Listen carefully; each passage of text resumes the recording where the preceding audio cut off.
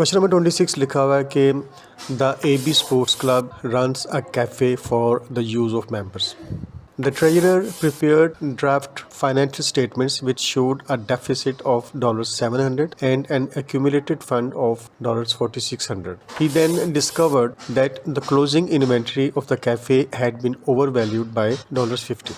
How much were the deficit and the accumulated fund after the inventory valuation had been corrected? अच्छा ठीक है, तो यहाँ हमने इनको करेक्ट करके देखना है कि करेक्ट करने के बाद यानी कि अगर ये मिस्टेक ना हुई होती तो डेफिसिट कितना होता और एक्यूमुलेटेड फंड कितना होता. 4 डिफरेंट कॉम्बिनेशंस के ऑप्शंस हमें गिवन है, तो इसमें से कोई एक ऑप्शन ठीक होगा. अच्छा याद रखें कि अगर क्लोजिंग इन्वेंट्री ओवर वैल्यूड हो जाए, मतलब अपनी असल अमाउंट से ज्यादा पर रिकॉर्ड हो जाए, तो उसका डायरेक्ट इम्पैक्ट आता है कॉस्ट ऑफ गुड्स सोल्ड पर. वो इस तरह के क्लोजिंग इन्वेंट्री जब अपनी असल अमाउंट की बजाय ज्यादा अमाउंट से माइनस होगी तो कॉस्ट ऑफ गुड्स सोल्ड जो है वो अंडरस्टेटेड हो जाएगी. ठीक है, और जब ये understated cost of goods sold जब सेल्स में से माइनस करेंगे तो जीपी जो है ना वो ज्यादा शो होगा. ठीक हो गया. जब इसी ओवरस्टेटेड जीपी में से एक्सपेंसेस माइनस करेंगे तो जो डेफिसिट आएगा वो अपनी ओरिजिनल अमाउंट से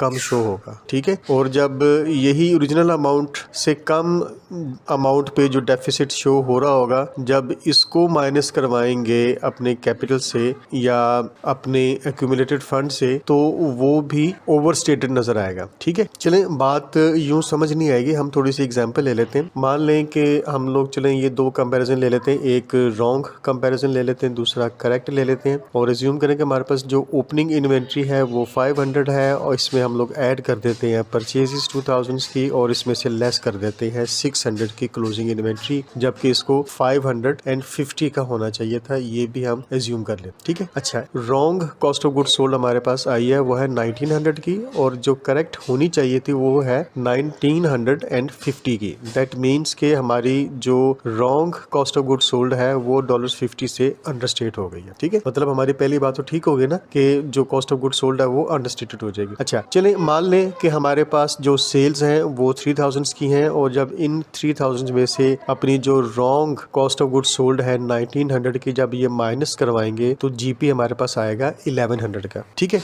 लेकिन जब इन्हीं सेल्स में से हम अपनी जो ओरिजिनल जो कॉस्ट ऑफ गुड्स सोल्ड है 1950 का अगर वो माइनस करवाते तो हमारे पास जीपी आता है 1050 का. तो अब ये देख लेंगे जो रॉन्ग जीपी है वो 1100 का है, जबकि होना इसको चाहिए था 1050 का. दैट मीन्स कि जो जीपी है इस ओवर वैल्यूएशन की वजह से वो ओवरस्टेट हो गया है $50 से. ठीक हो गया. तो आप देख सकते हैं कि यहाँ पर हमारी दूसरी बात भी ठीक होगी कि हमारा जो ग्रॉस प्रॉफिट है वो ओवरस्टेट हो गया है. ठीक है. अच्छा एज्यूम कर लेते हैं कि हमारे पास जो अदर एक्सपेंसेस हैं वो 1800 के हैं. जब इसी रॉन्ग जीपी यानी कि 1100 में से जब 1800 के एक्सपेंसेस को सब्ट्रैक्ट किया जाएगा तो हमारा जो डेफिसिट आएगा वो है 700 का. ठीक है, लेकिन अगर जीपी सही तरीके से रिकॉर्ड होता यानी कि 1050, तो उसमें से जब यही अदर एक्सपेंसेस यानी कि 1800 माइनस किया जाते तो हमारा जो डेफिसिट है वो 750 आता. तो अब यहाँ पे देख सकते हैं कि जो रॉन्ग डेफिसिट है वो 700 का है, जबकि जो करेक्ट होना चाहिए था वो 750 का होना चाहिए था. मतलब ये हुआ कि हमारा जो डेफिसिट है वो कम रिकॉर्ड हुआ है, यानी डेफिसिट अंडरस्टेटेड हो गया. ठीक है, और अब आप यहाँ पे देख सकते हैं कि हमारी जो तीसरी बात है वो भी ठीक हो गई कि जो डेफिसिट है वो हमारा अंडरस्टेट हो गया है $50 से.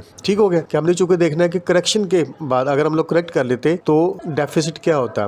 तो हमारा जो करेक्टेड डेफिसिट है वो है 750 का. तो यहाँ पर ऑप्शन ए बी सी और डी में देखें तो जो डेफिसिट का कॉलम है उसमें ऑप्शन सी और डी ये 2 शो करवा रहे हैं कि इन दोनों में से कोई एक ऑप्शन हो सकती है, बिकॉज यहाँ पर 750 लिखा हुआ है. चलें अब आ जाते हैं हम अपने एक्यूमुलेटेड प्रॉफिट की तरफ. अब एक्यूमुलेटेड प्रॉफिट हमें दिया हुआ है 4600 का. इसका मतलब ये होगा कि ये जो 4600 आया है इसमें से जो रॉन्ग डेफिसिट है वही सब्ट्रैक्ट किया होगा ना. ठीक है, तो इसका मतलब ये होगा कि $50 कम सब्ट्रैक्ट हुए. जब वो कम सब्ट्रैक्ट होंगे तो हमारे पास जो अमाउंट है वो $4600 की आई है, लेकिन हमें तो डेफिसिट माइनस करवाना था 750 का, ना कि 700 का. तो अब हम क्या करेंगे कि इसमें से $50 और माइनस करवाएंगे ताकि जो डेफिसिट एक्चुअल है 750 का वो सब्ट्रैक्ट हो जाए, क्योंकि ऑलरेडी 700 तो सब्ट्रैक्ट हो चुका है ना, अब तो 750 होना चाहिए था। तो 50 और सब्ट्रैक्ट करेंगे तो हमारे पास अमाउंट बनती है 4550। और ये देखते हैं हम लोग अपने एक्यूमुलेटेड फंड में, तो हम देखते हैं कि यहाँ पर ये ऑप्शन ए और सी, लेकिन